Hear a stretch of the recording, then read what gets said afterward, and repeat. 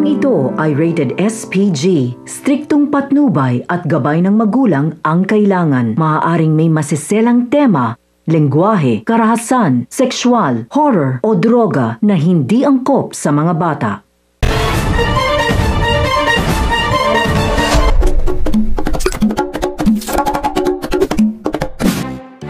Kinumpronta naman ni Olga ang kanyang papa kung bakit nagdesisyon itong patakasin si Ramon dahil delikado at baka mabulilyaso ang plano. Gate ni Olga na mas delikado si Ramon sa labas, kaya naman galit na sinabi ni Don Julio na nagdesisyon na siya at ang kailangan niya lang tulungan silang maisakatuparan ang pagtakas ni Ramon. Tinawagan ni Olga si Ramon para sabihin na nag-aalangan siya sa plano ng kanilang papa dahil masyado pang hilaw. Ngunit sinabi naman ni Ramon na papaanong hilaw ay nabubulok na siya sa loob. Pinuntahan ni Paquito si Olga at tinanong kung anong plano.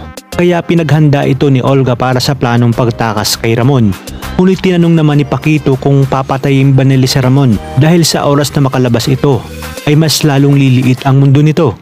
Galit na sinabi ni Olga na walang pakialam si Paquito dahil siya lang ang nakakaalam kung ano ang mga plano niya. Kinabukasan nga ay naghanda na si Ramon at nagbigay na ng hudyat kay Severino para simulan ang gulo. Nang sa gayon magkagulo rin ang mga pulis na naroroon. Dito na nagsimula ang pakikipagpatentero ni Ramon at ang mga pulis hanggang sa makalabas na nga sila ng bilibid at sinalubong sila ng napakaraming mga pulis. Di na rin nga nagtagal ay dumating na ang mga tauhan na kasama ni Olga. Kaya tagumpay na nakatakas si Ramon at ilan sa kanyang mga kosa. At dito na nga magsisimulang hanapin ni Ramon ang kanyang nag-iisang anak na siya namang hahadlangan ni Olga